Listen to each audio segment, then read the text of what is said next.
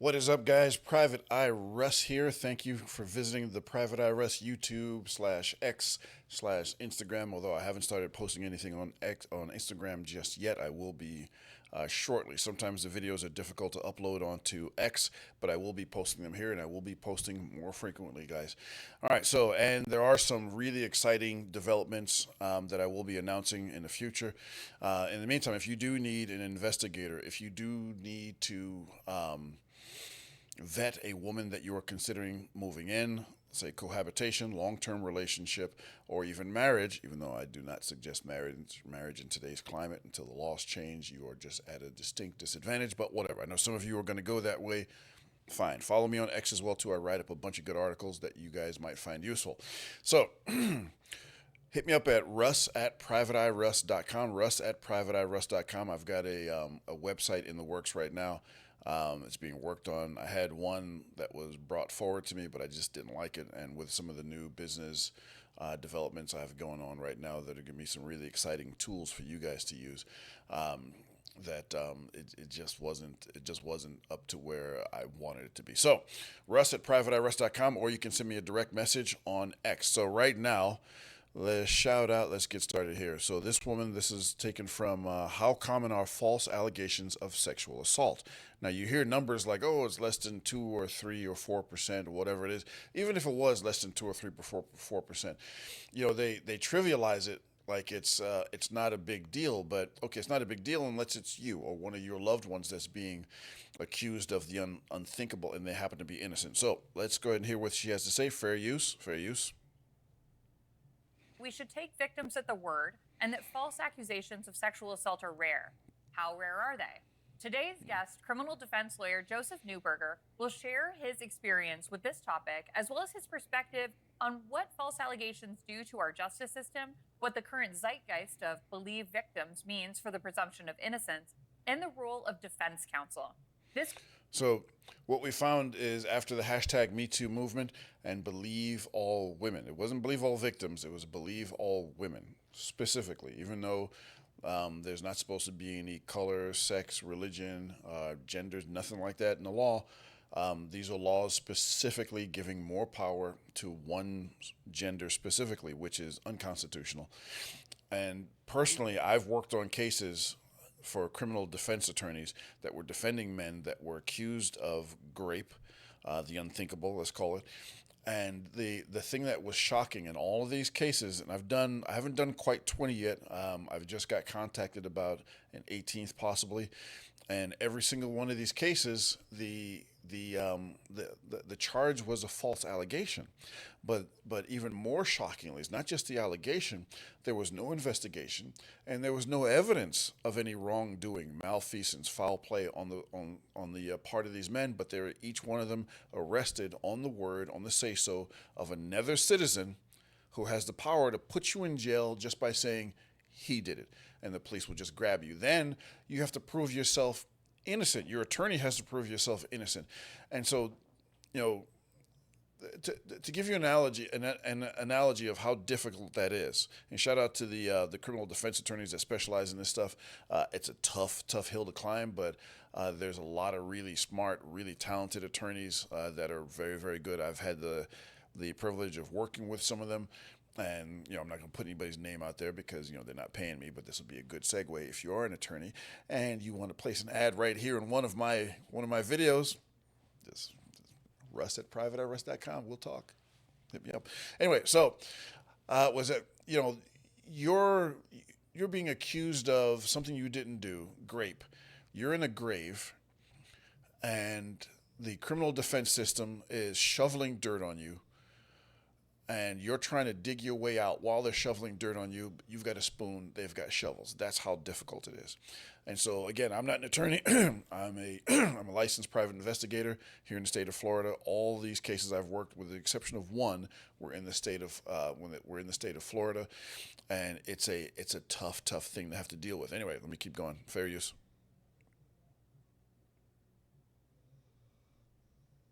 conversation may be controversial, and I want to reiterate that the experience of victims is real and terrible.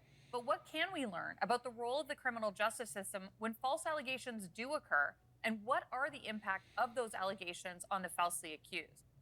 Joseph, thank you so much for joining me today for this conversation. So let's talk about how common it actually is for false allegations to happen. Is there any information that we have on that? Yeah, so there's no reliable statistical data. There's no one who really wants to tackle tracking false accusations. And the other thing you can imagine is courts are somewhat reluctant to call out an accusation as truly false. In some instances, you'll have a client be declared not guilty in such a way that you know they are factually innocent. And those sort of decisions are rare, but it's because of the nervousness about how we have to deal with these cases. But it's not rare. And in my practice, I'm seeing it in at least 50% of the cases we're handling.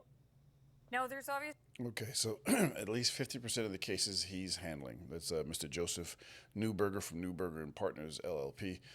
And so, whatever the numbers are, another shocking trend that I've seen with these false allegations, and again, every single one I've worked on has been a false allegation. And what you guys got to consider is this: these guys that hired criminal defense attorneys and then also hired an investigator, they had the financial wherewithal to mount a legal defense. Imagine if you're falsely accused and you cannot afford an attorney and you wind up with a public defender. God help you if you wind up with a public defender. If you have a public defender or you have the choice to sell a kidney, sell a kidney. Their job is not to defend you guys. Very rarely, there are some rare attorneys, criminal defense attorneys, that are actual rock stars. That's the exception. Those are the exception. I actually know one. He's with a very prominent personal injury negligent security firm down in South Florida. Shout out to you guys down there. But that's rare. Their job as a public defender is to calmly and quietly and efficiently usher you into the criminal justice system with as little fanfare or resistance as possible. I've actually heard public defenders having conversations with accused people. It's only 45 years. When you get out, you'll still be able to live your life. Like that's not what you want to hear from your attorney. But anyway, let's keep going. So he's saying, from his standpoint, 50%. Obviously, as you kind of alluded to, a difference between a false or a fabricated allegation and one that simply can't prove. So are you saying that we actually don't have any way of knowing how many are actually fabricated, but that you do see that in your practice? Yeah, so that's a very good distinction. So I do see in my practice cases at the end of the day that we can determine based on solid points of evidence that the accusation itself is false, that the evidence is made up and fabricated. And that would amount in our cases to be at least 50 to 60% of what we defend. Now, I specialize in this, so I get a disproportionate amount of clients in this area. You might find this to be about 8, 9, or 10% of the cases in the system now, but that is still very statistically significant. Now, there's a current movement of believe all victims, believe all women, or start from believing. And look, Joseph, I get it. As I said in the opening, there have been Okay, at the end of the day, as an investigator, I would encourage people to, what we're supposed to do is believe the evidence. All right, so our criminal justice system is not perfect, not by any means. However, if our default setting is that you are guilty and you have to prove yourself innocent, you are placing an extraordinary burden on the accused and their defense, if they have a defense.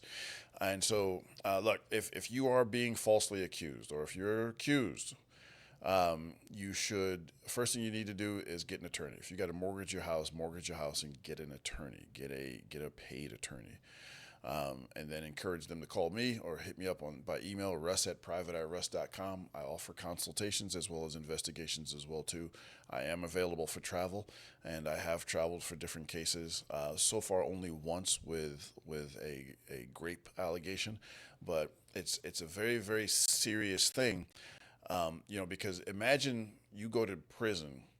And I actually made a video about this before. A guy talking about people who enter the prison system and they've been accused of grape. Your life might not be worth 2 nickels. You can count on being maybe deleted, harmed significantly, or they may try to grape you as well, or at the if you're lucky, you might get extorted. Either way, you have to check into protective custody, and you're stuck in there with a bunch of animals. And imagine you're stuck in there with a bunch of animals for something you didn't do. You're innocent.